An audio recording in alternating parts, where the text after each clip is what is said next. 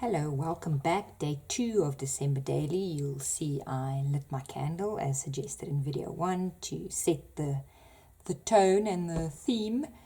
Today we are talking about gift giving and what it means, and we're also looking at hidden journaling techniques. You'll see this cute little rabbit bunny from the paper pack. So that is my inspiration for gift, because it's a personal story for me. About a week ago, we had a stray bunny show up in our garden, and he's hanging around. He's a little bit shy, and the local community groups, no one's claimed the bunny and no one says they've lost the bunny. So we are taking care of the bunny now, and it was such a nice symbol for me, and something interesting. So that was a gift for me. I'm very bad at receiving gifts. I never feel that I really need anything, and I can't always justify getting something. So I've got a complicated relationship with gift receiving and gift giving. I find something that I think the person will love, and I can never wait until it's due for a birthday or an anniversary or Christmas. So I just find it, and then I give it immediately. So my gift giving will take the form of the bunny. You can journal about your gift list, what you like receiving, what your dream gift would be, what you don't like receiving, worst gift ever. Use it as planning, use it as budgeting, anything like that will do. And then we get into hidden journaling.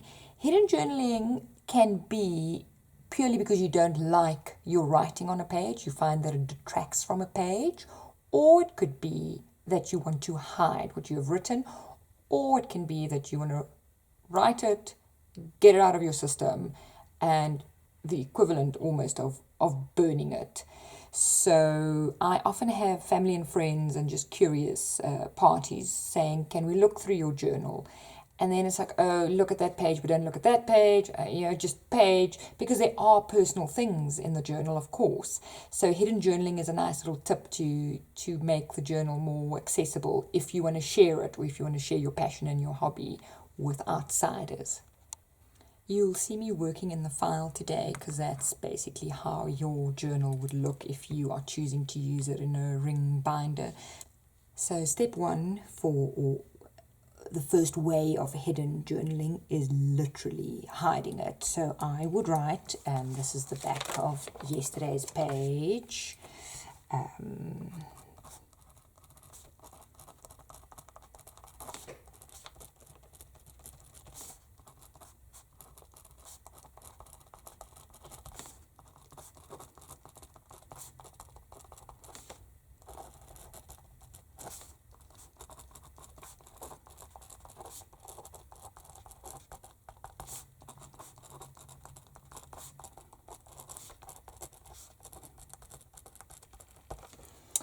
So those are very personal feelings, and it's also something that I know I feel now, but I may not feel in a couple of days, so I wouldn't want to revisit it.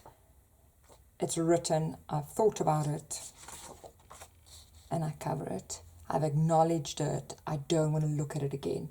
So I just punch the hole, glue it. It's done. So there's the writing. Put in my next page, and print is good. I mean, if you really get into the feeling, and I'm just doing the edges, if you really get into the feeling saying, actually, I do want to know what I wrote there, you can just open up and tear it off. But for now, it's hidden. And sometimes negative feelings we feel embarrassed about, and you don't want to be faced with them again, and you don't want to revisit them again and again and again. So, and then you can decorate over that. You can do your page normally, but there's journaling, you know it, you've done it. The next tip for hidden journaling that works very well is an envelope that you tear open, pry open, and that very often sits nicely on a page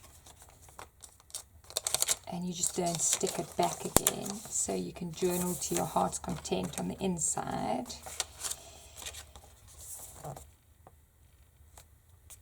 And have it blend in the page. So I'm going to do that so you can see how it looks. What works very well is if you find an envelope that you like the shape of, for example, this is a smaller one, to open it up, stick it, this is a OT's box, cereal boxes, tea boxes, they're all quite stiff, and stick it down or trace it and use this as your template and mark it, this is template with so-and-so size or template A. Then you can cut a new envelope out of any paper, whether it's scrapbook paper or gift wrapping or anything like that, for hidden journaling in the future. I'm taking some papers and I'm disguising the fact that it's a torn open envelope. So this is the smaller version of this, over the flap, and then you just stick parts of it down, so when it flips open, just check how your mechanics will work. You'll see I'm just adding elements. This is a circle card that's embossed, and it's an offcut on my desk, but it happens to fit there.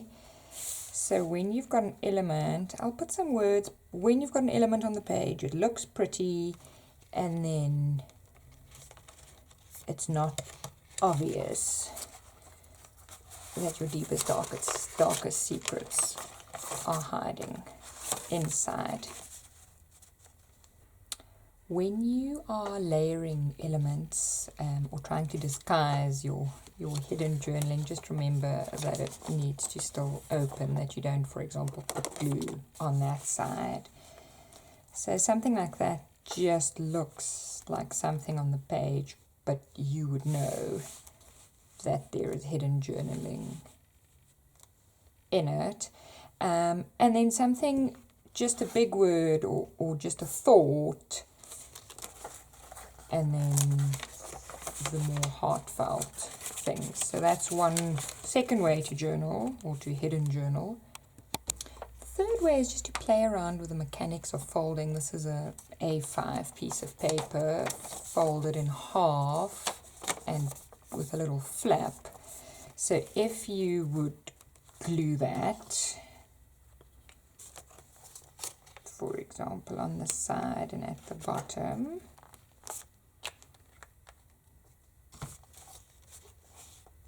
you can journal in the flap. And again, it looks like, let's tuck in something pretty to look at, card,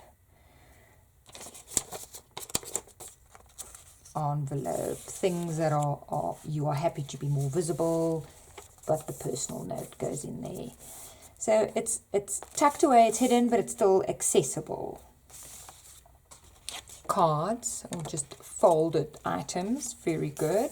And then a fun way is to just close it with a pin, for example. So if you poke a hole in, split pin, it's closed.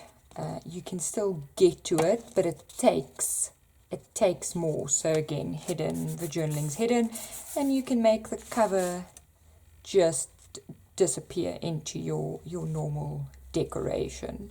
And I mean, the little split pins, easily accessible, and it's locked away your secrets. You can also be quite inventive about how you journal. This is a little pull cover, and it's got a slip of paper in, so literally a little message in the bottle. And sometimes it's just one sentence that you want to get off your chest. I hate his guts. And then something like, this is a paper bag that we often get orders and things in. Strips of paper, write your message, fold it over, tuck it in. Same with this, write your message, fold it over, tuck it in. There goes that. attach it to your page.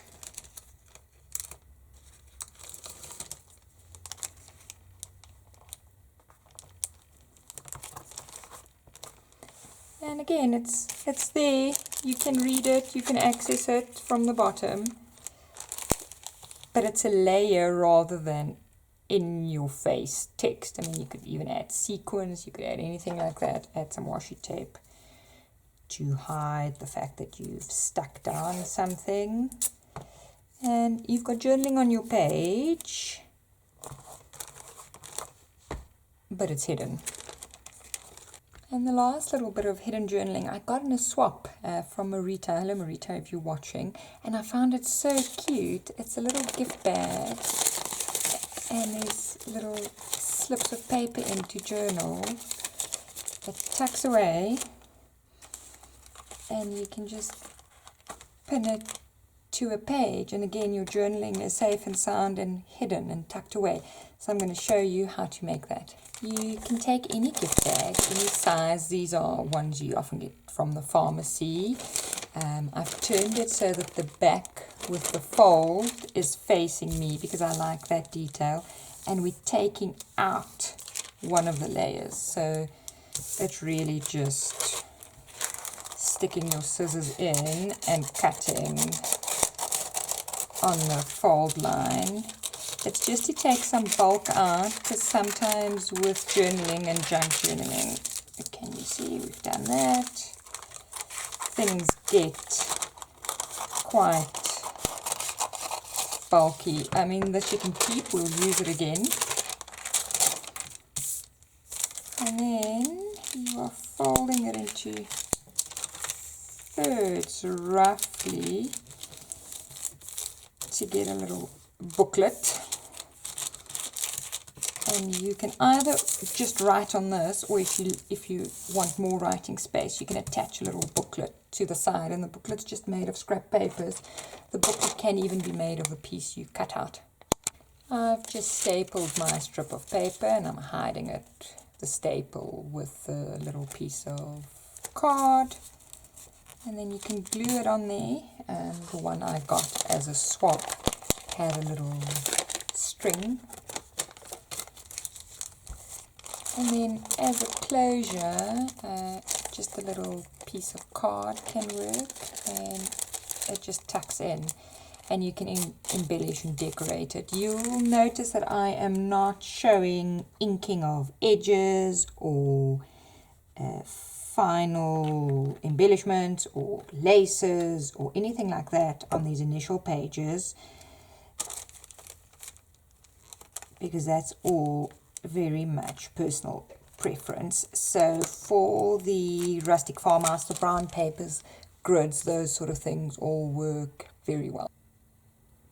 Here we go. This is all the hidden journaling, or just about all of them, on the page. You can see it's a much busier page than my page one. I think as we go along, everyone will find their strides. I have embellished the paper clip. It's literally just hooking it on. I put a little key, so it is also a symbol that it's secret. This has got a little bow for gift giving, and then that opens up for journaling. That's embellished. The embellishments are slightly bulkier because we're using a ring binder. You can get away with it. The pages are loose, so if, for example, you need to work on this page and that's bothering you, you can take this out. The second bit of hidden journaling is in the pocket. And then another hint for gift giving. I gave my bunny a little bow to make him quite dapper. I've added some pom-pom trim for some texture. There's a quote, Sielu Leipold, or a poem, Kom gee vir my polfyntjie. It's an Afrikaans poem, and it's basically the smallest heartfelt gift is a treasure to me. So I think that's a nice reference to gift giving. The hidden card, it's tucked in with a hair bow, with a bow, or a hairpin with a bow, and then that can open, so hidden journaling in there. The rest of the poem is on here. This was very special tissue paper that I received in a gift, so I've incorporated that again, the same bows stamped. So that tucks onto the page. And then the last, that can move, and then the last one, let's just get into frame, is the envelope with hidden journaling. This was from the packet's gift, so it's again just references to gift giving. So all of your journaling today can take the form of a physical gift. You can wrap up your page in a bow, but this is slightly more elaborate because gifts are elaborate and there's a lot of texture. There's some bling. The colors are all repeating and the elements definitely farmhouse elements, but I think we're getting into a pattern. We're finding our stride. Hopefully you've learned some lessons today on hidden journaling. And again, hidden journaling, as we go into prompts coming ahead, if they are sensitive prompts, use your hidden journaling. The page, although it's busy, it's quite a neat page because there's no handwriting on it. And that's the good thing about hiding your writing if your writing isn't great.